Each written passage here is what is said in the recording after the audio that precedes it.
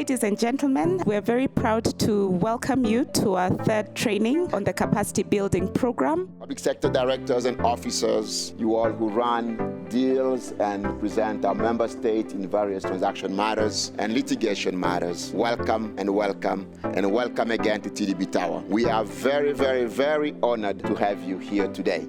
I'm pleased to announce that we have 48 participants attending from 23 countries, including one country that is yet to join a membership of the TDB group. We believe that capital has indeed many faces. We know the big dollar sign and the euro sign and the currencies are all a very important part of capital, but human capital, institutional capital, very, very important. In fact, many people say without the human and institutional capital, the financial capital doesn't flow. And if it does flow, it flows badly. Us as a development bank, TDB, we do a small part of what is required. We provide the funding. But we know our funding will not work unless the system in the country, the systems are working. The more litigation our countries have, the more incomplete projects our countries have, the more our countries are viewed as not good destinations for trade, for investment. We all know that we live in a very dynamic world. The body of law is very dynamic. It changes. The world around law changes.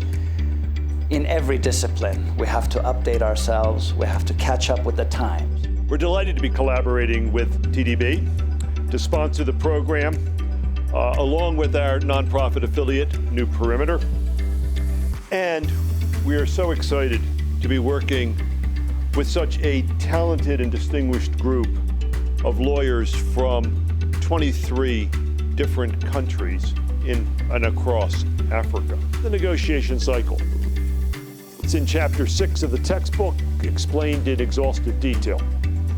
I like it because of its simplicity. 6 steps.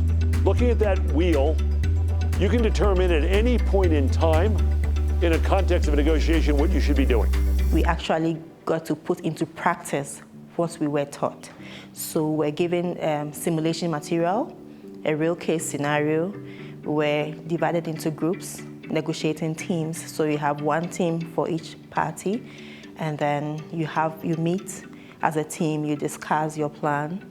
The other team also meets. You get to meet together, you negotiate, you go back, you reflect on it. I am for the team of KJH, and we do have the opposing party of MCC. Taking into account the value of the land that you would bring to the table, we require an additional capital sum from you. We're contributing 15 million, we're contributing 5 million cash, so that would go towards the plant. So why do you require us to provide more tangible sort of cash?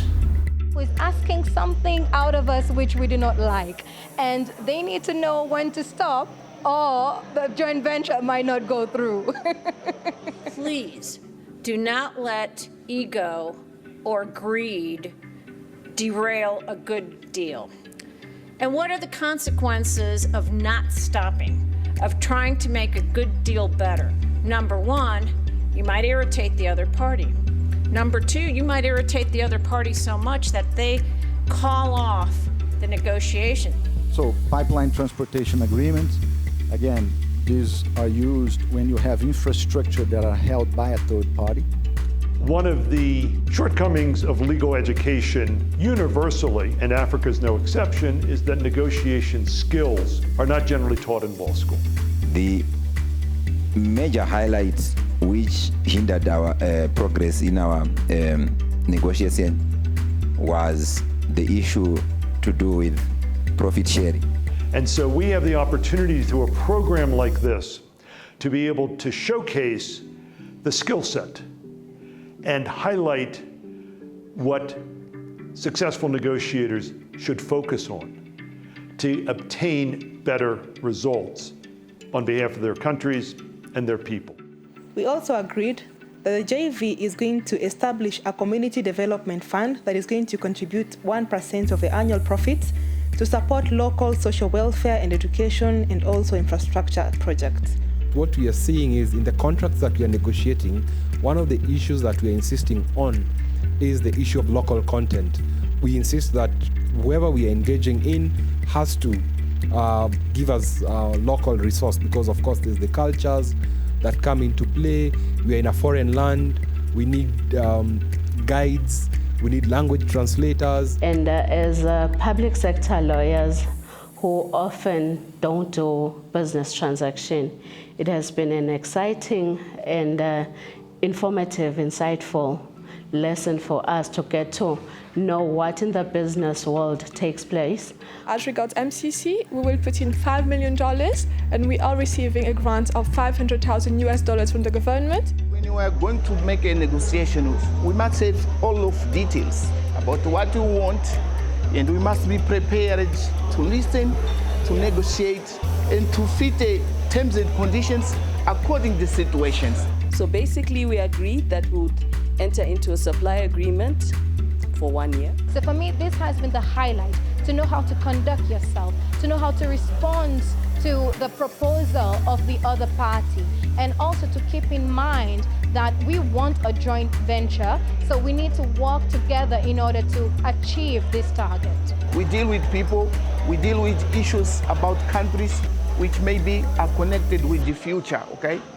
So we can't think all about us. I think one thing I've learned is that most of the systems are similar, if not the same. It's just a matter of how each country does their own things. We intend to consult with our member states to identify what are their priority areas of growth for their lawyers, for their country, what are their needs, where do they want to strengthen the capacity of their public sector lawyers, and we will try to see to what extent the training we offer addresses the most dominant needs that we will identify across our member states. So yes, we have plans, but they're not cast in stone because we are yet to finish some level of consultation in order to get better ideas on what exactly will be the most impactful training opportunity that we'll offer next. C'est ça mon souhait pour l'avenir,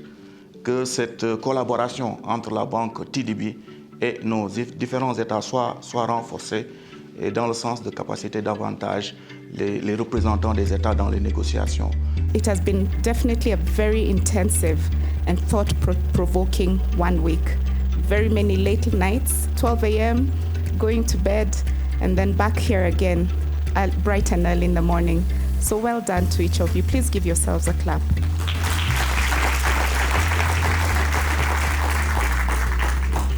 We thank both parties, the DL Piper and TDB group, for having taken time to know that there is something lacking in our African setting, in how we negotiate deals. Alors je suis très ravie d'être ici, d'avoir suivi et d'être invitée par TDB pour participer à cette formation donc, sur la négociation commerciale internationale. التدريب شيق وكويس جدا ومختلف عن تدريبات كتير احنا كنا بنحضرها. يعني الزملاء اللي موجودين هنا بيدونا الكورس يعني تقريبا ما فيش حاجه سابوها، يعني كل حاجه تم تغطيتها بشكل كبير. Those who came to attend the training with us this year, we know they have taken time away from their jobs to come and meet other lawyers and other professionals and learn 1 or 2 new things or refresh on all the things that they learned. We appreciate their attendance. We want to thank as well, and especially our partners from DLA Piper New Perimeter who offered this training with us. We can't thank them enough. They donated their time, they donated their resources to come to Nairobi to offer this training.